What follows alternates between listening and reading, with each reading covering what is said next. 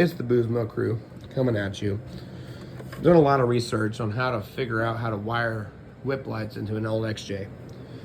All I had was speaker wire, so I got a ground.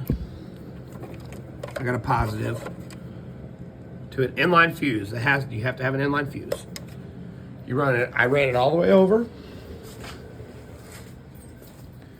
into the door, up under the pedals. I got to do a little bit of zip tying.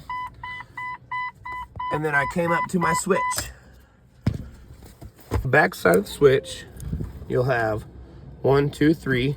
Flip it over, you'll have 4, 5. So your very tip top one will be DC. That'll be your main ground from battery. The 120 volt, 10 volt, that's the main power from the battery. The very bottom one is your exterior power, what you're wanting to shoot power to. So maybe your rock lights, your whip lights, whatever you want it to be. So then on this, you will take a main ground from the battery, a main power from the battery, and then from your whip lights, you will run a main ground to wherever your whip lights are, your rock lights.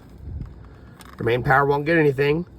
The external power that shoots your power to where it's wanting to go, one will be wired to your whip lights, one will be wired to nothing. I have it rounded off, unless you want to run an external power along with the whip lights.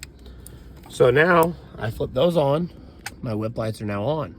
Turn it off, my whip lights are off.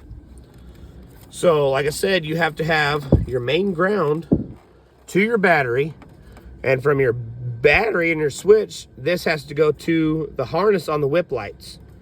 And then from this is your main, the center one is the main one to your battery. It goes straight to battery, nothing messes with it. This one, the very bottom one, I have it ground off so you can run multiple. I only needed one ran. This one runs to the positive on the whip light controller. So now once this is on, you flip it on, now it lights up. Now you gotta grab your controller, press the on button, and now your whip lights are on.